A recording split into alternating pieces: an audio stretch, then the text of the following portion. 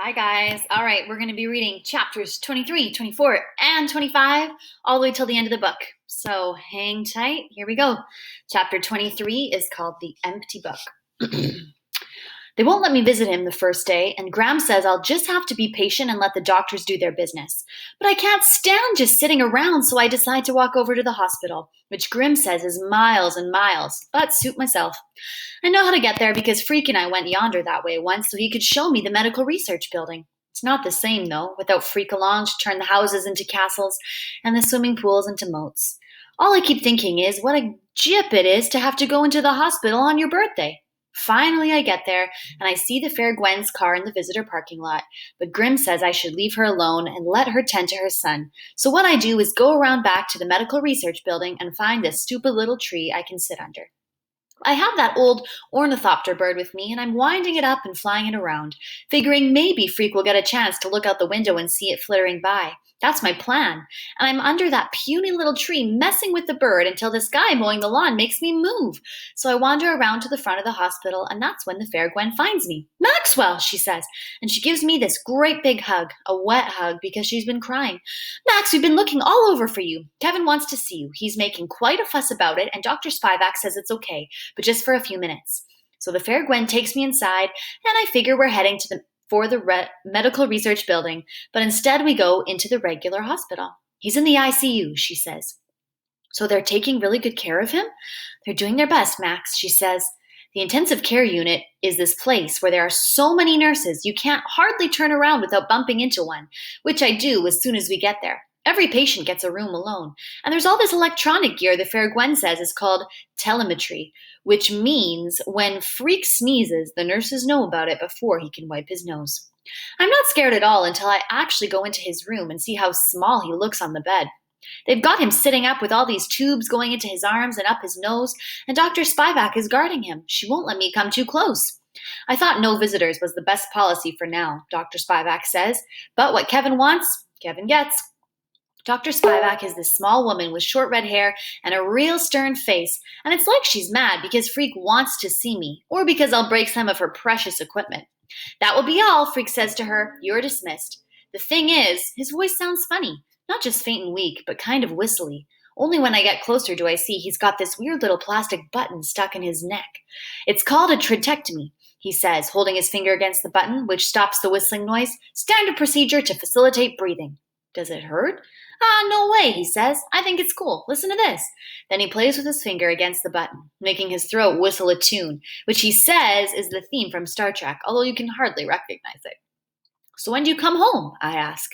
Freak can't move much the way they've got him set up in the bed, so he sort of shakes his eyes instead of his head. "I'm not coming home," he says. "Not in my present manifestation." I go, "What?" "The bionic unit is on red alert," he says. "Tonight they'll take me down there for my special operation. The next time you see me, I'll be new and improved." "I'm scared," I say. "Oh, don't be a moron," he says. "You're not the one having surgery." I still wish they wouldn't. "Don't argue with me," he says. I have to lean close to hear him because his voice is so small and whispery. He goes, "If you argue with me, I'll get upset and they can tell on the telemetry. Then you'll get in trouble." So I just stand there like a lump and don't say anything for a while. I put the ornithopter on the foot of the bed, but I don't think he notices. "See that book on the table?" He can't point, but I see the book on the table. "Open it," he says. The book reminds me of the dictionary he gave me for Christmas, except when I open it, all the pages are blank. "That's for you," he says. "I want you to fill it up with our adventures." "Huh?" "Write it down, dummy." I was going to do it, but now it looks like I'll be busy getting used to my new bionic body. It'll probably take me weeks just learning how to walk with long legs.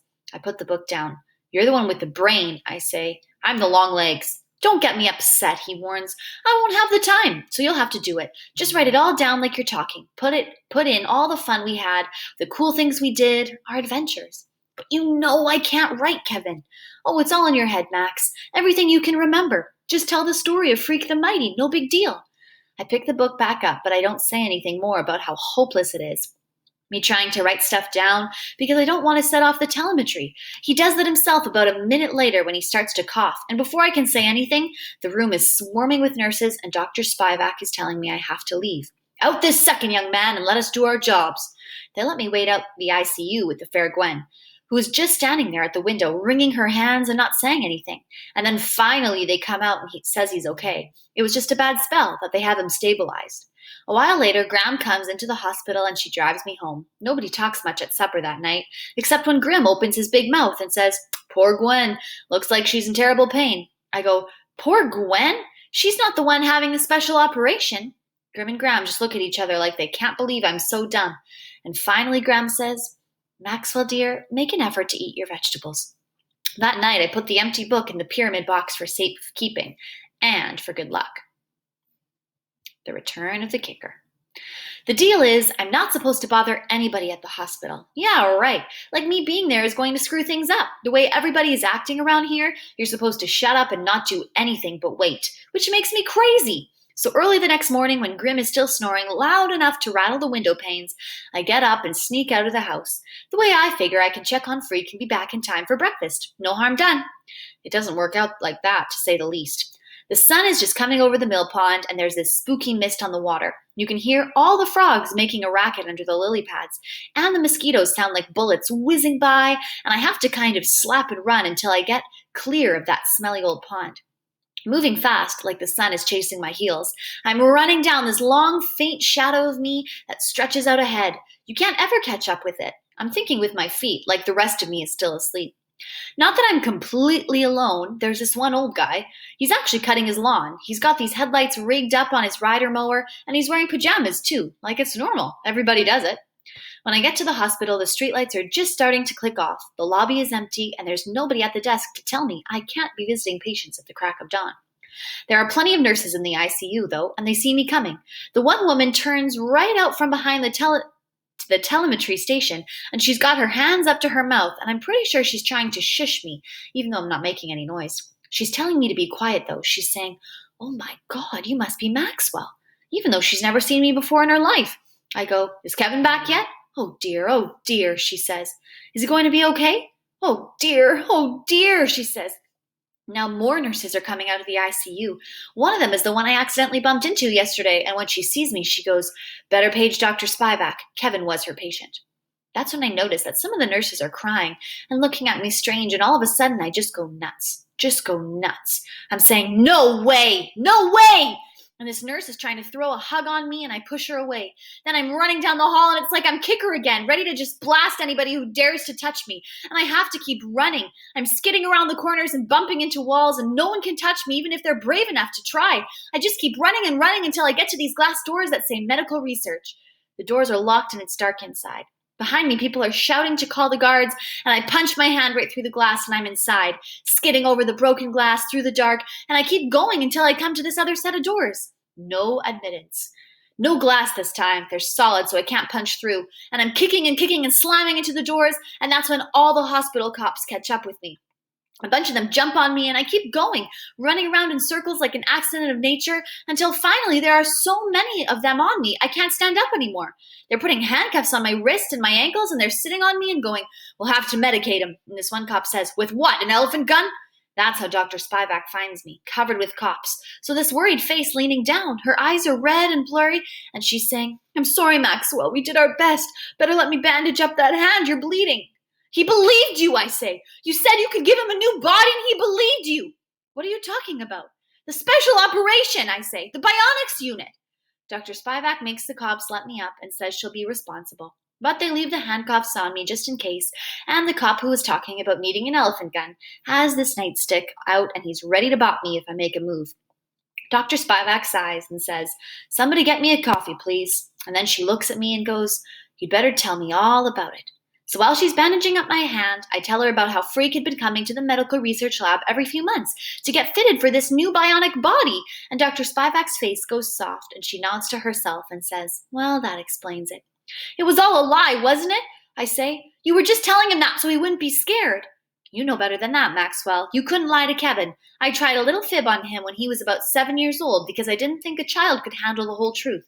And you know what he did? He looked his disease up in a medical dictionary. That's when I know she's telling the truth. Freak in his dictionary. Kevin knew from a very young age that he wasn't going to have a very long life," she says. "He knew it was just a matter of time. So he was lying about getting a robot body?" Dr. Spivak is shaking her head. I don't think it was a lie, Maxwell, do you? I think he needed something to hope for, and so he invented this rather remarkable fantasy you describe. Everybody needs something to hope for. Don't call it a lie. Kevin wasn't a liar. No, I say, but what happened to him really? I could tell you all the medical terminology, she says, but what finally happened is his heart just got too big for his body. There was talk about arresting me for busting up the hospital. The cop with the nightstick was in favor, but finally they released me into the custody of Grim. On the way home, he goes, "You want to talk about it? Just leave me alone," I say. "You got it," he says. Chapter 25, What Loretta Says. That was a year ago.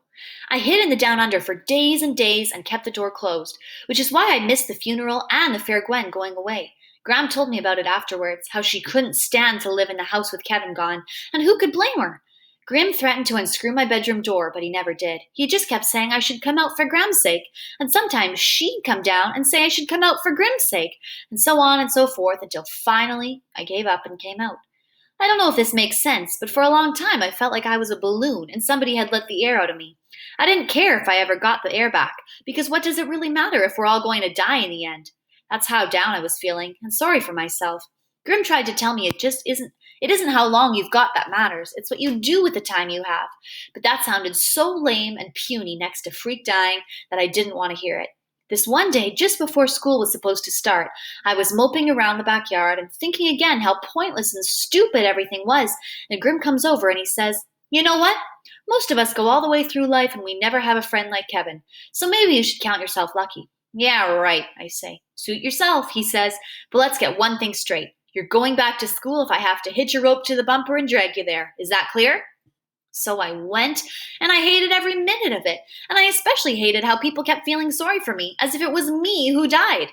Finally, one time even Tony D came up to me and said it was a shame what happened, and I could see that he really meant it. And I just blew up and told him if he ever felt sorry for me again, I'd put him head first in the mill pond and pound him down into the mud like a fence post. So we're enemies again, which is just the way I like it.